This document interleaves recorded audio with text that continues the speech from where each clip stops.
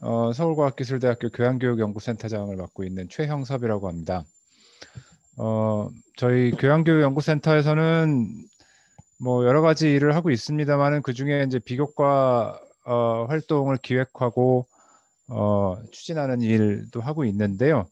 오늘은 여러 가지 사례들 중에서 작년 대학혁신 지원 사업의 일환으로 추진됐던 사업 중에 이제 두 가지 사례를 골라가지고 간단하게 소개를 드리려고 합니다. 모두 잘 아시겠지만은 작년에는 이제 코로나19 팬데믹의 영향으로 이제 그 이전 해와는 굉장히 다른 분위기에서 새로운 학년을 맞이하게 됐습니다. 그래서 모든 수업이 이제 갑작스럽게 비대면으로 진행이 됐고 당연하게도 학생들은 대학 캠퍼스에 올 수 없게 됐죠. 그래서 이런 비상한 상황 속에서 서울과기대에는 각자의 공간에 갇혀서 모니터 화면을 들여다보고 있을 학생들이 서로 소통하고 위로할 수 있는 방안을 마련하기 위한 사업들을 기획을 했습니다. 그래서 오늘은 그 중에 랩과 함께하는 인문학 향연이라는 프로그램과 서울과기대 방구석 캠퍼스라는 프로그램 두 가지에 대해서 말씀을 드리도록 하겠습니다. 첫 번째 사례는 랩과 함께하는 인문학 향연입니다. 요즘 학생들이 많이 관심을 갖고 있는 랩이라는 그런 그 장르에 인문학적 성찰을 담는다는 취지로 올해 두 번째로 진행한 프로그램입니다. 그래서 작년과는 달리 올해는 최대한 비대면으로 학생들이 그 학습하고 토론할 수 있는 시간을 가졌는데요. 코로나19 사태를 맞아서 올해 주제는 뉴 노멀 신인류의 조건이라는 주제를 잡았습니다. 그래서 이는 작년 한 해 동안 한국의 인문학자들이 어떤 고민을 했는지를 학생들이 접할 수 있는 기회를 마련해 주기 위한 그런 기획이었습니다. 그래서 포스트 코로나 시대에 만들어질 새로운 일상이란 어떤 모습일까? 이 질문에 대해서 세 분의 인문학 전공자들을 모시고 다양한 각도에서 포스트 코로나 시대의 일상생활이 어떻게 재구성될 수 있을지에 대한 이야기를 학생들이 접할 수 있게 강연을 추진을 했고요. 학생들은 강연을 들은 후 각자 성찰일지를 작성을 하고 각자 성찰한 그런 내용을 바탕으로 해서 랩 가사를 짓고 마지막에는 이제 그 랩 가사를 가지고 공연을 하는 것으로 마무리하는 그런 프로그램이었습니다. 그래서 이 세 차례의 강연은 융합적 시각을 갖출 수 있도록 인공지능의 철학을 전공하는 서양 철학자, 미래를 성찰하는 동양 철학자, 감염병의 역사를 전공하는 과학사학자 세 분을 모셨습니다.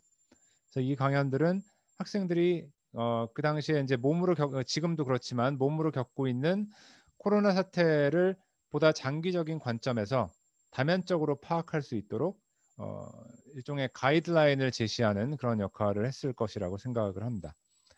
당연하게도 이 세 차례의 특강은 동영상으로 제작이 돼서 학생들이 이제 저희 대학 e클래스 시스템을 통해서 수강할 수 있도록 하였습니다. 그래서 이 프로그램에 직접적으로 참여하지 않는 학생들도 강연을 이제 들을 수 있게 그렇게 그 세팅을 했습니다. 그래서 지난 11월 중순에 랩과 함께하는 인문학 향연을 마무리하는 이제 최종 랩 공연이 있었습니다. 참가팀들은 각자 자신들이 작성한 가사의 의미와 공연 의도를 소개한 후에 서로의 공연을 이제 지켜보는 이제 그런 시간을 가졌는데요.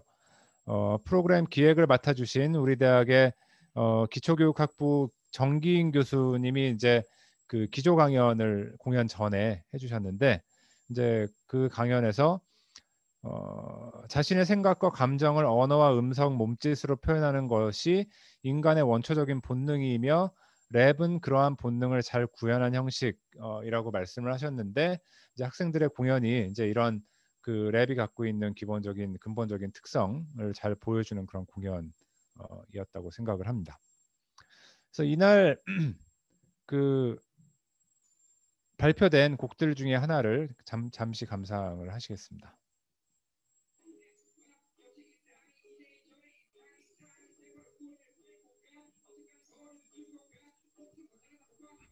스피커를 좀 키워 보시죠. 소리를요? 예, 예.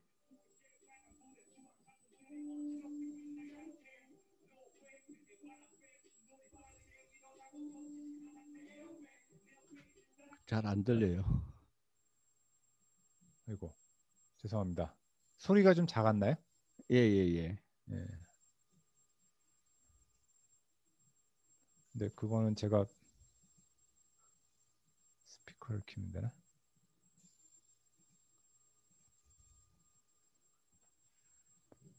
이게 어디 갔죠? 컴퓨터 자체의 스피커 마이크 스피커를 높이면 어떨까요? 예, 지금 볼륨을. 그걸 올렸습니다. 예.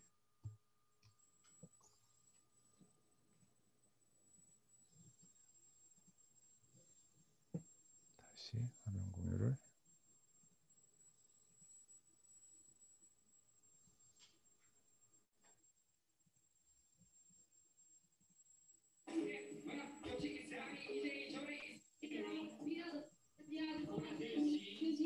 예, 좀 낫네요. 네.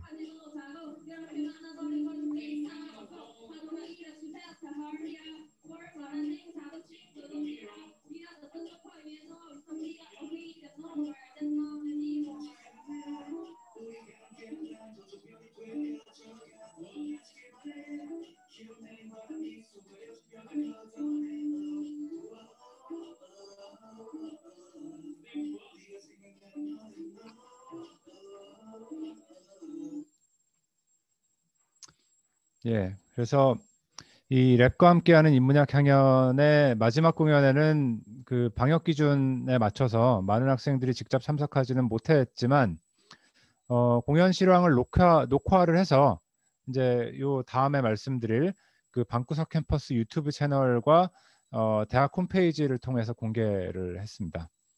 그래서 이 코로나 바이러스가 만들어낸 우리의 현실에 대해서 성찰을 하고 그것을 바탕으로 해서 만들어진 랩 가사들이 이 온라인을 통해 서울과기대 학생들의 마음에 가 닿을 수 있었기를 이제 바라는 마음에서 진행을 했던 사업이었고요.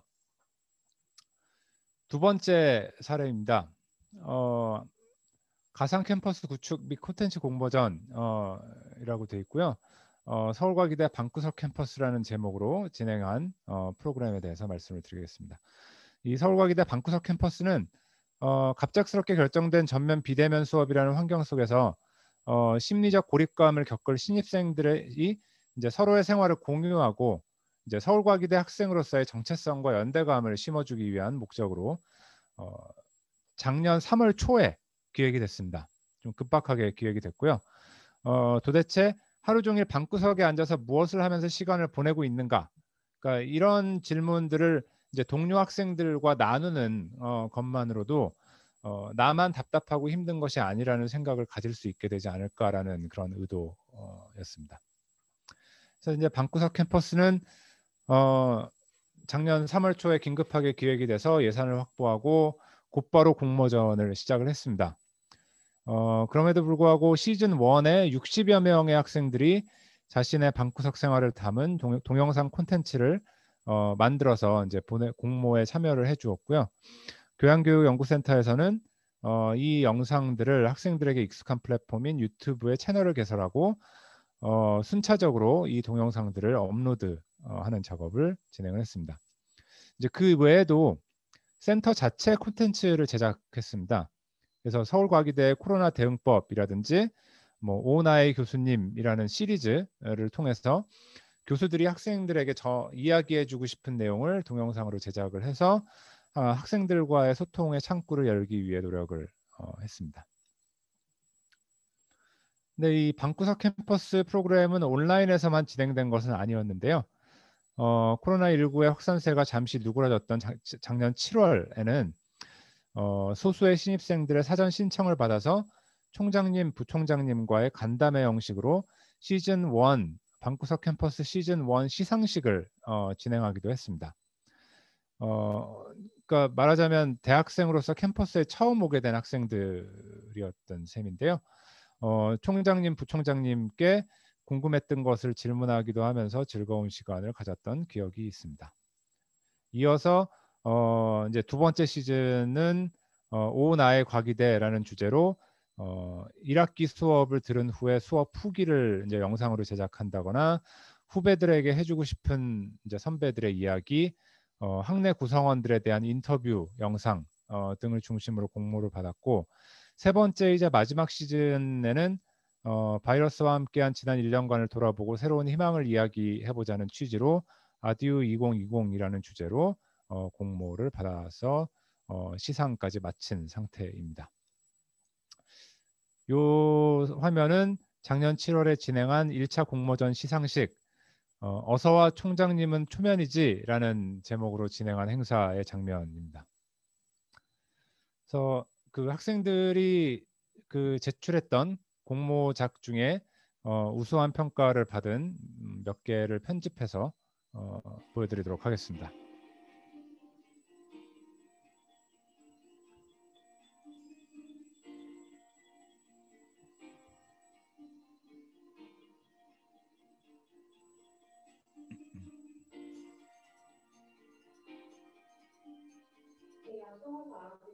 대학교에서 미술치료 강의를 맡고 있는 미술치료사 이경수입니다. 첫 번째 질문으로 넘어가도록 하겠습니다. 미술치료에 대해서 간단히 좀 소개를 해드리자면 미술치료는 미술과 심리학이 결합되는 것입니다. 코로나19로 인해 계획이 끊어버렸으며 그토록 고대하던 졸업식도 소규모로 진행되고 있습니다. 어쩔 수 없이 학교도 비대면 수업을 진행하게 됐어요. 비대면 수업이 시작되고 학과에는 규칙적으로 생활하겠다고 다짐했어요. 과제도 미리 하고 강의도 밀리지 않았고 모르는 건 교수님께 질문도 자주 했어요. 중앙 동아리 활동에도 참여했고 학생회가 주관하는 온라인 캠퍼스 투어에도 참여했어요. 좋은 사람들을 많이 사귈 수 있었죠. 어느새 시험 기간이 다가왔어요. 하지만 과학과기는 미리미리 공부했기 때문에 당황하지 않았습니다. 시험도 열심히 한 만큼 좋은 점수를 받았어요. 여러분은 궤대리인가요? 과학과기인가요? 둘 다일 것 같습니다. 예, 곽과학이라는 거는 이제 서울과학기술대학교의 학생들이 이제 애칭처럼 부르는 그런 말입니다.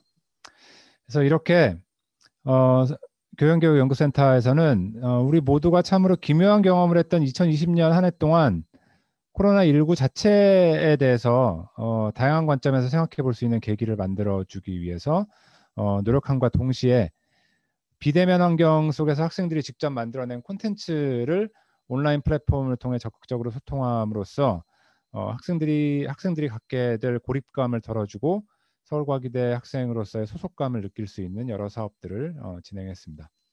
이러한 성과를 바탕으로 서울과기대는 2020학년도 원격 수업 우수대학으로 선정되기도 했습니다. 앞으로 포스트 코로나 시대 비대면 교육이 예전에 비해서 더욱 일상화될 것으로 많은 사람들이 예상을 하고 있습니다. 그래서 이런 환경에 발맞추어서 어떻게 비대면 환경 속에서도 학생 참여를 북돋을 수 있을지에 대한 고민이 더욱 필요한 상황이라고 하겠습니다. 서울과기대 교양교육연구센터에서도 이제 과거와는 좀 다른 새로운 형식의 프로그램들을 만들어내기 위해서 노력하고 있고, 이제 앞으로 시립대와의 시립대 경험에서도 많이 배울 수 있는 그런 기회가 됐으면 하는 바람입니다. 발표 마치겠습니다. 감사합니다.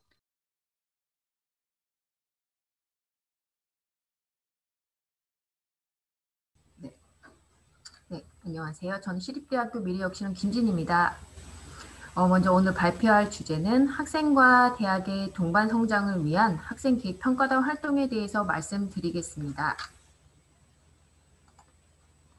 먼저 학생 개입 평가단이란 두 번째로 도입 배경, 세 번째 활동 내용과 주요 성과, 네 번째 운영 과정, 그리고 다섯 번째 학생 개입 평가단 제안 사항, 정책 반영 과정에 대해서 말씀드릴 거고요. 여섯 번째로 추진 성과와 마지막으로 활용 및 개선에 대해서 이야기하겠습니다. 먼저 학생 개입 평가단이란 서울시립대 학부과에서 선발된 재학생으로 구성된 단체이며 대학의 사업에 대한 기획이나 운영에 관한 평가를 담당하여 대학을 개선하고 학생의 성장을 이루는 것을 주된 목적으로 합니다. 그래서 우리 대학 교육 전반에 관한 모니터링을 통해서 수요자 중심의 운영이 이루어질 수 있도록 제안하고 개선안을 도출하는 활동을 수행하게 됩니다. 그래서 대학 본부에서는 이를 교육 정책에 반영하게 되고요. 대학과 구성원의 동반 성장을 도모할 수 있습니다. 그래서 이렇게 도입하게 된 배경은 다음과 같습니다. 현재 교육 패러다임의 변화가 있었는데요. 대학 교육의 책무성이 증대가 되었고 수요자 중심의 비교과 교육과정을 강조하게 되었죠. 그래서 학생 참여형 교육 시스템 운영을 요구받게 되었고 다양한 상황에서 협력적 문제 해결을 통한 참여 역량 강화를 요구받게 되어 교육의 질 제고를 위해 노력하고 있습니다. 그래서 이에 서울시립대에서는 다음과 같은 질문을 하게 됩니다. 학생의 성장과 대학의 동반 성장을 위해 무엇을 할 수 있을까라는 질문을 갖고 학생 기획 평가단을 운영하게 되었는데요. 보시는 것처럼 교육이라든지 연구, 상관학, 기타 영역에 팀을 이루어서 활동을 진행하게 됩니다. 구체적으로 학생들은 공통활동과 재선안을 제안할 수 있는데요. 학생들이 교내 학생 의견 주세에 참여한다든지 예를 들면 종합만족도 심층조사를 수행하거나 아니면 재학생 문항을 검토하거나 또는 각 영역 교양, 전공, 비교과, 연구, 그리고 미래설계학기, 그리고 글로벌 관련한 개편 방안을 제안하게 됩니다. 그래서 예를 들면 종합만족도의 심층조사의 경우에는 만족도가 낮은 항목에 대해서 왜 낮은지에 대한 이유를 심층조사를 하게 됩니다.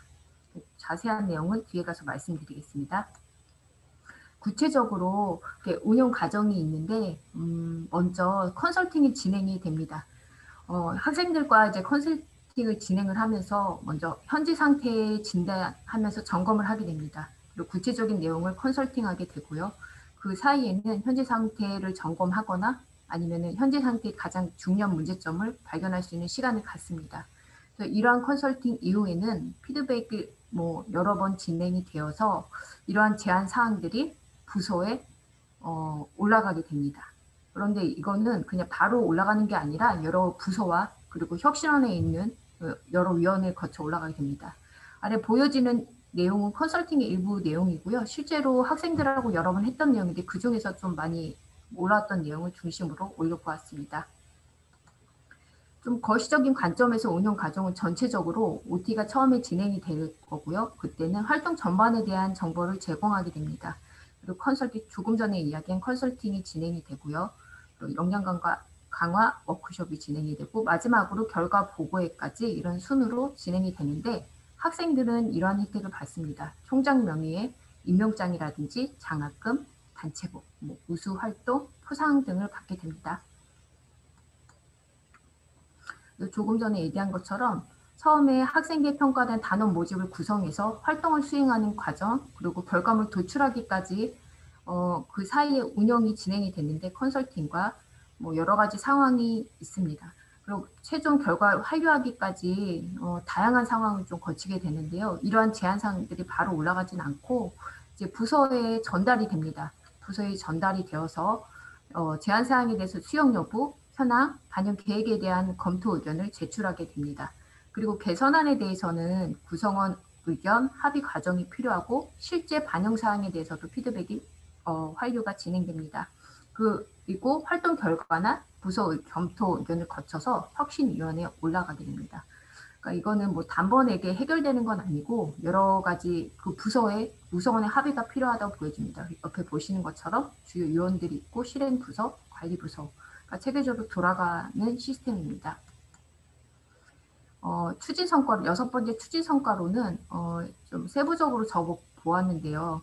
여러 가지 개별 톡이라든지 이렇게 한 것도 많았는데 그 중에서 학생 간의 소통과 협업 과정에서 일어난 것들을 좀 적어 보았고요. 실무부서의 협업이 이루어진 내용들이 있습니다. 실무부서 예를 들면 조금 전에 비교과 관련해서 그쪽에서 요청한 사항에 대해서도 학생 개평가단이 그 그룹의 팀원이 활동을 하여서 요청 사항에 대해서 좀 제안을 해주거나 이렇게 해결을 해주거나 이런 과정을 거쳤고요. 그래서 학생계 평가단원들은 학생 간의 소통과 부서와의 연계 과정을 통해서 협업 능력을 배우게 됩니다. 예를 들면 대상자 인터뷰, 부서와의 업무 협의, 요구사항 보고서 작성 등의 과정에서 실질적인 문제 해결력을 증진하게 됩니다. 구체적으로 이런 거는 많이 하실 텐데요. 만족도 결과에서는 뭐 대체로 만족하게 나왔고 뭐 높은 점수를 얻었고요. 자유응답 내용은 실제로 뭐 인터뷰를 해보거나 학생들에게 받은 응답 내용인데요. 개인적으로 이제 학생들 의견을 좀 드리면 개인적으로는 체계적인 글쓰기 방법에 대해서 배울 수 있어서 좋았고 그리고 설문지 작성이랑 인터뷰 방식을 해결할 수 있어서 좋았다라는 의견이 있었습니다.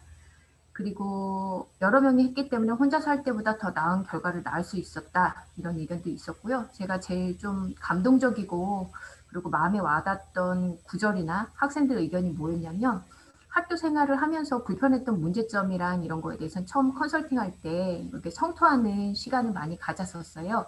그런데 이제 차츰 그런 문제들 같이 이야기하면서 듣다 보니까 학생들이 문제점에 대해서 직접 조사하고 그에 대한 해결 방안을 도출한 다음에 학교의 과정을 보니까 일원으로서 좀 도움이 많이 된 것 같아요. 이런 의견을 많이 주었습니다. 그런 부분에서 저도 많이 감동이 생겼고 그러면서 학교에 대한 애착심이 생겼다고 하였습니다. 이게 진정한 어떤 모니터링의 효과가 아닐까 생각합니다. 그리고 학교에서 이렇게 많은 것을 체계적으로 지원하고 있구나 이런 것을 알게 되었다고 합니다. 그래서 학생계 평가단 활동을 통한 학생의 성장이 이루어지게 되는데요. 말씀드린 것처럼 다양한 사고과정 증진이라든지 리더십, 협업 능력 확대, 그리고 문제 해결력이 증진됩니다. 그리고 학교에 대한 애교심이 증대가 된 것을 볼 수 있었습니다. 마지막 활류 및 개선에 대해서 이야기할 텐데요. 아까 말씀드린 대로 다양한 교양, 전공, 비교과 연구, 학생 미래 설계학기 글로벌, 비대면 수업에서 운영해서 제안을 한 내용이 부서에 반영이 되었는데 그 계획이 실제로 뭐 작은 것부터 뭐 큰 것에 이르기까지 다양하게 있지만 이 중에서는 그 일부만 적었습니다. 그래서 뭐 실제로 반영된 내용을 한번 적어 보았고요. 이러한 제안 사항을 통해서 반영되었고 계획이 있었는데요. 활류를 통해서 대학이 성장을 이룰 수가 있을 것 같습니다. 수요자 의견이 반영이 되었고 정책이 개선이 되고 사업 성과라든지 이런 것이 학내에 확산될 거라고 보여집니다. 감사합니다. 이야기 들어주셔서 감사합니다.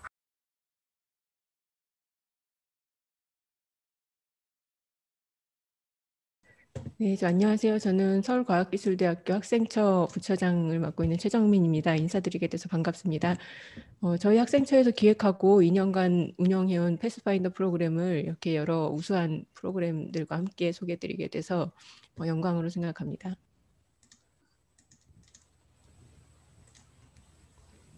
네, 저희 그 서울테크 패스파인더 프로그램은 국제 환경에 능동적으로 대처하고 자기 주도가 가능한 선도적 탐험가 ST 패스파인더 양성을 위해 기획되었습니다.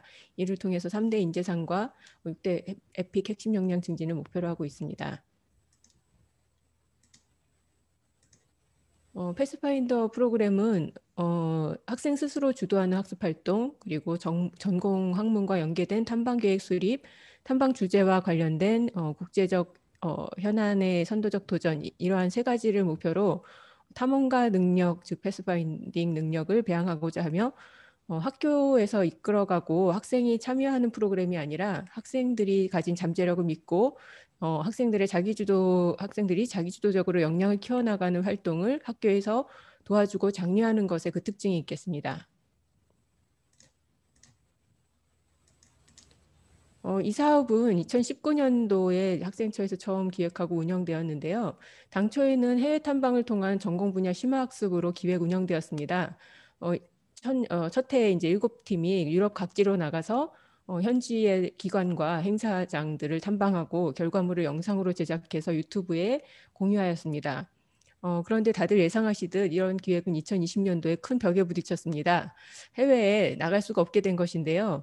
그래서 저희 학생처에서 고심한 끝에 학생들의 자기주도적인 전공 역량 강화다라는 목표를 유지하되 국내에서 전공 연계 온택트 활동으로 그 목표를 달성할 수 있는 방향으로 사업 운영 방식을 크게 변경하게 되었습니다.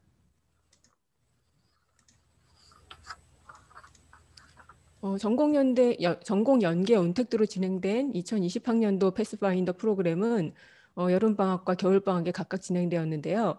먼저 공모를 통해서 모집한 활동 계획안들을 1차 서류 심사하고 온라인 면접 심사를 해서 10개에서 15개의 팀을 선정하였습니다. 선정된 팀에 활동비를 지원하였고요. 5주 동안의 활동을 진행하면서 중간에 저희 학생처에서 진행 상황을 점검하고 진행 과정의 애로사항을 청취하는 중간 점검도 실시하였습니다. 최종 결과물은 영상 콘텐츠로 제작하여 유튜브에 공유하도록 하였습니다. 그래서 최종 심사에는 유튜브 뷰의 횟수, 추천 횟수 등을 점수에 반영하였고요. 저희의 그 최종 심사 그리고 저희의 그 이런 패스파인더 프로그램의 특성을 담기 위한 그런 그 심사 기준으로는 전공 연계 적합성 그리고 활동을 통한 발전성, 학생이 이제 이 활동을 통해서 단지 좋은 영상을 제작하는 것이 아니라 스스로 공부한 흔적을 남기도록 하는 것에 주안점을 두었고요. 그리고 프로그램의 탄탄한 기획성, 그리고 결과물의 완성도, 그리고 이 과정들이 다른 학생들에게 얼마나 창의성과 흥미성을 유발할 수 있는지 5가지를 기준으로 평가했습니다. 그래서 우수작을 선정하여 시상을 하였고 상금을 지급하였습니다. 학생들이 제출한 우수작을 2가지 사례 소개드리고자 합니다. 첫 번째는 문예창작과의 신입생들, 1학년생들이 팀을 이루어서 글을 쓰는 창작 활동을 한 사례인데요. 결과물을 문집으로 제작하고 온라인 전시회를 통해서 공유하는 등 아주 신입생답지 않은 능동적인 학습 활동을 돋보인 그런 팀이었습니다. 특히 그 창작한 글에 대해서 문예창작과 교수님들에게 적극적으로 피드백을 구하면서 역량을 발전시키고자 하는 그런 적극성이 아주 돋보이는 팀이었고요. 그 활동 과정을 담은 영상을 한 50초 정도 잠시 시청하시겠습니다.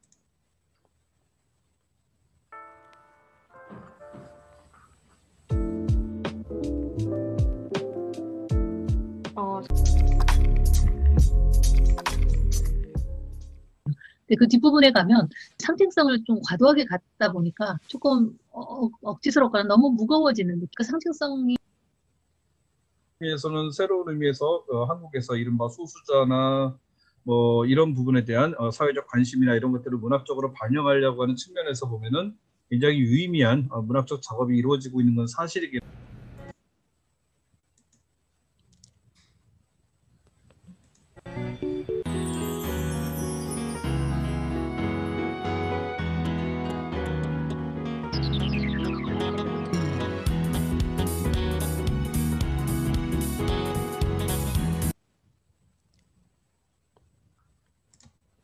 네, 앞에서 이제 문예창작과 학생들의 그런 결과물의 일부를 편집을 한 것을 보여드렸고요. 2번째 사례는 전기정보공학과 2학년 학생들이 팀을 이루어서 아두이노를 활용한 방역 제품을 제작한 사례인데요.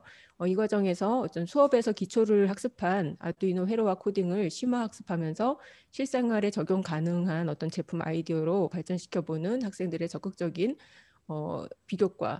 비교과이면서도 교과와 연계된 그런 활동을 볼 수 있었습니다. 이 활동 과정을 담은 영상도 잠시 시청하시겠습니다. 죄송합니다. 예. 품 살균기로 구성된 방역 키트를 아두이노로 제작하는 프로젝트를 기획해 보았습니다.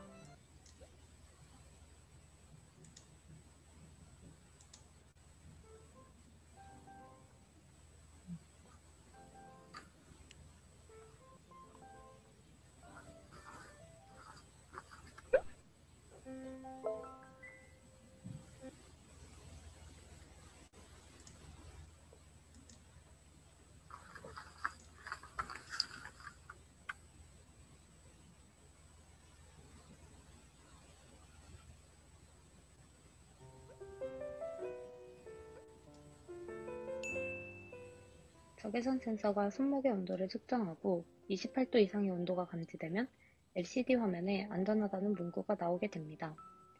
37도 이상의 온도가 감지될 경우에는 위험하다는 경고와 함께 LED에 불이 들어옵니다. 품 살균기로 네, 이와 같은 활동들을 2020년도에 여름방학 그리고 겨울방학 이렇게 2회 운영하였는데요. 2019년 해외 탐방 사업을 시즌 1으로 그리고 2020년 전공 연계 온택트 사업을 시즌 2, 시즌 3로 부르고 있습니다. 이렇게 3회의 사업 동안에 참여 팀과 학생 수를 지속적으로 늘리면서 더 많은 학생들이 함께할 수 있는 프로그램으로 발전시켜 나가고 있습니다.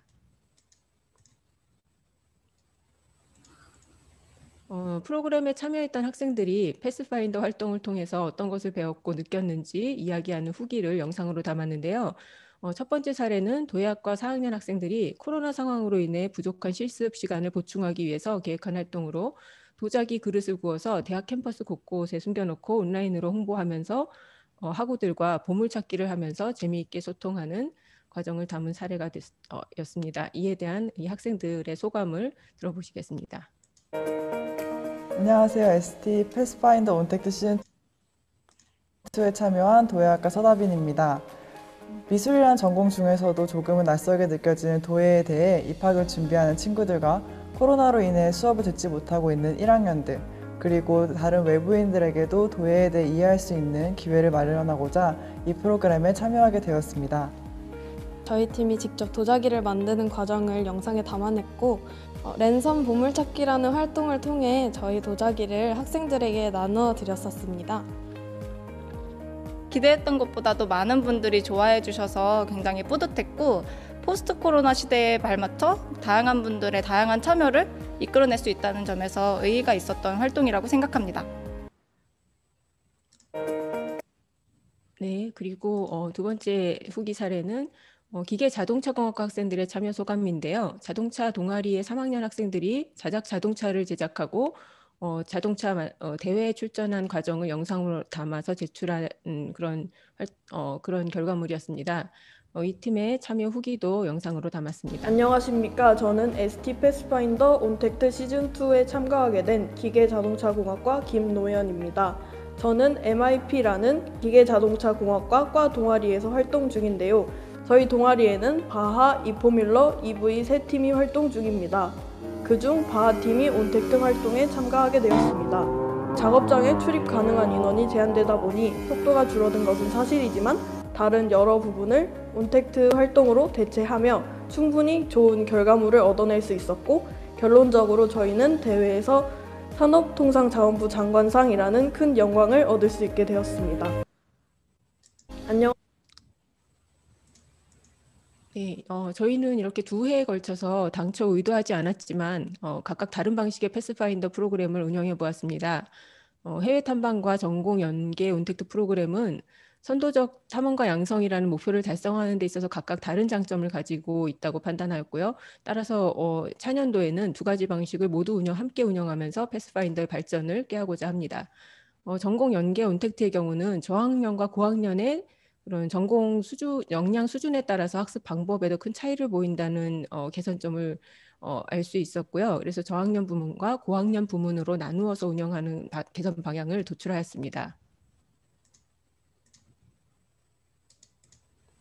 이와 같이 진화해 나가는 패스파인더 프로그램을 통해서 자기주도가 가능한 선도적 탐험가로서의 글로벌 인재 양성, 그리고 프로그램 기수별 인적 네트워크 형성, 그리고 학교에 대한 애교심과 자긍심을 고취하는 등의 효과를 기대하고 있습니다. 네, 들어주셔서 감사합니다.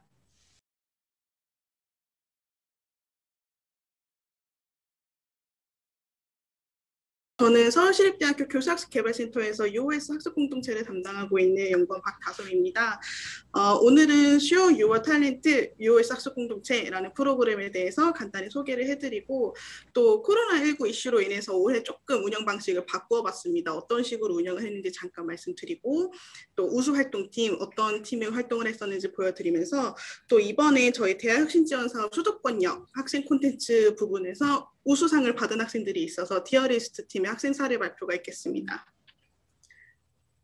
Show Your Talent UOS 학습 공동체까지가 저희 프로그램의 풀 네임인데요. 이 프로그램은 학생들이 공동체로 모여서 서로 소통을 하면서 자기 주도적으로 학습 목표까지 이끌어 나가는 그런 학습 역량을 강화하는 데에 목적을 두고 있습니다. 활동 주제는 아무 제한 없이 창업, 취업, 뭐 전공 교과 혹은 다 벗어나서 자기가 평소에 관심 있었던 주제 등으로 시작해도 무방한 그렇게 제한 없이 활동 주제를 하고 있고요. 대상으로는 학부 재학생, 그러니까 3명에서 5명으로 구성된 팀이 한 해에 30여 개 팀이 구성하고 있습니다. 올해는 32개 팀이 활동을 했습니다. 학생들이 이제 선정 활동팀으로 선정이 되게 되면요, 저희 프로젝트 활동비 60만 원을 지원하고 또 팀당 한 회 이상 학습 컨설팅을 하게 됩니다. 그래서 이 컨설팅에서는 어떤 팀의 역할 구성이라든지 스터디 체계라든지 아니면 계획에 있어서 답사라거나 인터뷰를 진행하고 있는 팀 같은 경우는 보고서를 어떻게 구성하면 좋을지 등에 대해서 굉장히 구체적으로 컨설팅을 해주고 있고요. 그다음에 한 1년에 2번 정도 해서 저희가 학습법 워크숍을 또 진행하고 있습니다. 올해는 코로나 때문에 조금 진행이 어렵긴 했는데 한 해 이제 2번 정도 해서 뭐 공동체, 소통 관련된 워크숍을 저희가 진행을 했었고요. 또 우수활동팀으로 뽑히게 되면 포상품 드리고 우수활동팀끼리 모여서 또 PT 대회를 하게 됩니다. 여기 PT 대회에서 최우수활동팀으로 뽑힌 팀은 포상금과 함께 총장님 명의의 총장상까지 받아가게 됩니다. 그러면 2020년에는 무엇이 바뀌었냐? 저희가 이 프로그램이 2학기 중에, 그러니까 9월부터 12월까지만 진행을 했었습니다. 그러다 보니까 방학 중에 있던 공모전이 있었는데 거기에 공동체 지원을 받아서 했었으면 좋았을 것 같아요 라는 그런 수요가 있어서 학예방학 중에도 학생들이 활동을 할 수 있도록 1기, 2기 나눠서 학예방학에 운영할 수 있는 1기 팀, 그다음에 2학기 때 활동하는 2기 팀으로 나눠서 이번에 처음으로 분리해서 진행을 해봤습니다. 반응이 괜찮았어서 아마 2021년에도 이렇게 진행을 할 것 같고요. 또 이번에 특히나 코로나19 이슈가 있었기 때문에 비대면으로 프로그램을 운영했었습니다. 이어서 보시면 오리엔테이션 이렇게 제가 이렇게 나와가지고 오리엔테이션 줌으로도 진행을 했고요.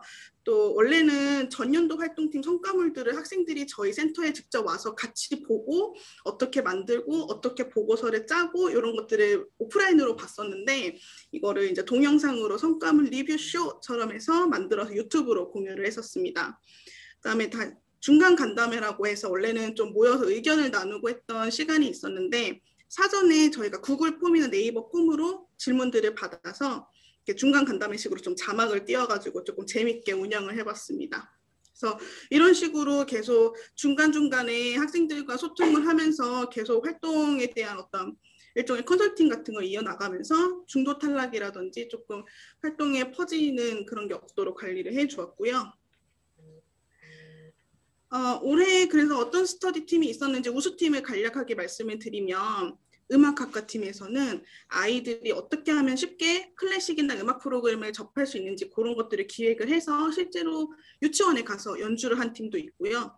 또 조경학과 팀 같은 경우는 여기는 2학년 학생들이 모여서 아직 그 학과에서 쓰이는 프로그램을 잘 다루지 못했을 때 이제 다른 전문가 선생님들이나 선배들의 도움을 받아서 스터디를 본격적으로 꾸리기도 했었습니다.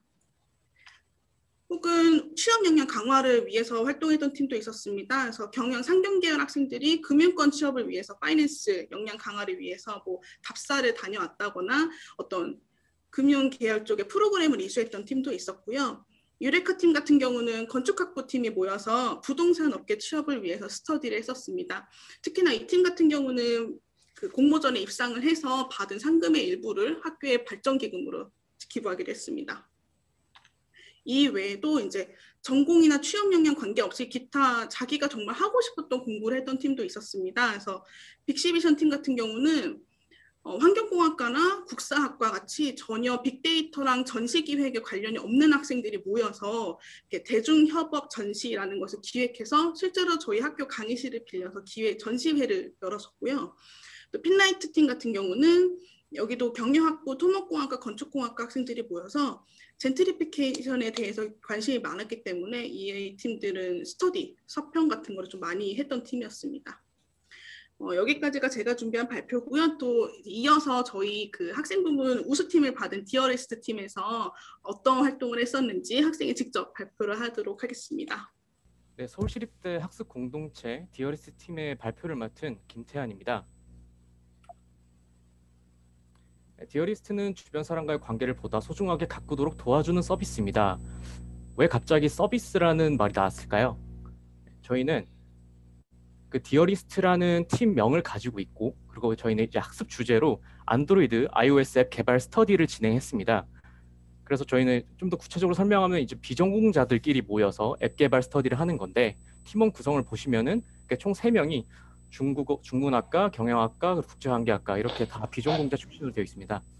그리고 이제 역할로서는 이제 김태환인 제가 이제 앱 개발 스터디를 이제 가르치는 역할을 하고, 그리고 안중석 학생, 그리고 유승규 학생은 그 배우면서 이제 실질적으로 이런 학습 주제를 달성하고자 했습니다. 그리고 학습 목표로는 아까 설명드렸듯이 인문계열 교과 과정에서 절대 배울 수 없는 앱 개발 학습을 통해 저희가 일단 주제를 정한 개인용 CRM 앱이라는 서비스를 배포해보고 서비스를 운영해보는 걸 목표로 뒀습니다. 그리고 여기서 이제 의아한 의문점이 생길 수도 있는데요. 비전공자들 3명이 모여서 어떻게 앱을 만들 수 있냐 하는 의문이 생길 수 있습니다. 일단 그 가르치는 입장에서 제 설명을 먼저 해드리자면, 저는 일단 앱 개발 이력이 한 5번 정도 실서비스가 지금 운영이 되고 있고요. 그 다음에 한 4년 차 정도 개발자로 있습니다. 그 다음에 이제 스타트업의 지금 개발 총괄직을 맡고 있고요. 그래서 이제 학습 공동체 활동을 하면서 저희가 이제 주차별로 이 학습 공동체 활동을 정리를 해봤습니다. 1주차에는 저희가 CRM이라는 앱을 주제로 두고 진행을 하지만 이 앱 개발이 앱 자체가 이제 어떻게 작동하는지 처음 보신 분들은 잘 모르는 경우가 많습니다. 그래서 앱 작동 원리와 그 다음에 실제 개발을 어떤 과정으로 어떤 순서로 하는 게 효율적일지 관해서 먼저 공부를 하고, 2주차에는 이제 그런 개념 습득과 더불어 그런 이제 코딩 작업을 바로 들어갔습니다. 근데 이제 모든 앱 서비스에서 보편적으로 사용되는 로그인 기능을 먼저 개발을 시작했고요. 3주차에는 그와 동시에 저희가 이제 개인용 CRM 앱이라고 해서 이제 주변에 사람을 관리한 앱이에요. 근데 이게 저희가 생각한 기획 자체가 그 정말 가설이 맞을지, 정말 사람들이 쓰고 싶어 할지, 이게 돼야 저희가 서비스 운영하는 거에 의미가 있기 때문에 그 시장 조사와 그리고 인터뷰할 사람을 좀 수집하는데 3주차를 활용을 했고요. 4주차에는 이제 페이스북이라는 채널을 통해서 실제로 CRM 서비스를 운영하신 분을 한번 만났습니다. 그래서 그분을 통해서 한 2시간 가량의 인터뷰를 진행하고, 그리고 저희가 학습 공동체에서 받을 수 있는 이제 지원금, 그러니까 저희가 이제 인터뷰를 진행하면 그분께 이제 보상을 드려야 하잖아요. 그러니까 그런 측면에서 되게 지원을 잘 받을 수 있었다고 생각합니다. 그리고 이제 5주차에는 이제 실제 이제 서비스를 운영하는 데 있어서 뭐 데이터베이스나 데브옵스나 그런 뭐 자잘한 것들이 이제 배워야 되는데, 그런 측면에서도 이제 뭐 MySQL이라는 데이터베이스 공부를 하고, 그 다음에 학습 공동체에서 지원해주는 이제 금액으로 좀 데이터베이스 교재를 구매해서 서로 공부를 진행을 했습니다. 그 다음에 6주차 같은 경우에는 이제 고객이 좀 더 효율적으로 사용할 수 있게 UI, UX를 좀 더 강화를 해야 되는데, 이런 측면에서 사실 저희 팀에도 디자인과라던가 그런 전공자도 한 명도 없습니다. 그러다 보니까 이제 피그마라는 디자인 협업 툴을 사용하고 한 2-3번 갈아엎어 가면서 디자인을 만들어 나갔습니다. 7주차에는 이제 앱 개발의 마지막이라고 볼 수 있는 실제 UI와 그런 데이터베이스 데이터를 좀 묶어주는 바인딩 작업을 진행을 했고요. 8주차에는 이제 저희가 실제 서비스로 운영하고자 구글 플레이 스토어나 앱 스토어에서 다운을 받을 수 있게 배포하는 과정을 진행했습니다. 네, 이제 학습 공동체 그 활동 과정에 대해 설명했고, 이 과정에서 저희가 좀 증명할 수 있는 이런 좀 이미지들을 가져와 봤는데요. 아까 설명드렸던 디자인 협업 툴이 바로 지금 여기 사진에 나오는 피그마라는 협업 툴이고요. 이 협업 툴에서 저희가 실질적으로 이제 마우스로 조절하면서 이렇게 디자인을 만들어 나갔습니다. 이 과정에서 2-3번 갈아엎었었고요. 그 다음에 이 부분은 이제 저희가 구글 플레이 스토어에서 다운을 받은 다음 그 핸드폰 화면을 캡처해서 그 다음에 여기다가 올린 화면입니다. 저희 실제 앱이 구동되는 장면이고요. 그 다음에 저희가 어떻게 보면은 코딩을 하고 서비스를 운영하는 거에 목표를 두기 때문에 저희가 과연 실제로 코딩을 했는가, 코딩을 배워서 한 게 맞는가 좀 증명하고자 해서 지금 코드를 좀 가져와 봤는데요. 보통 이제 안드로이드, iOS 앱을 개발할 때 안드로이드 따로 만들고 iOS를 따로 만들어요.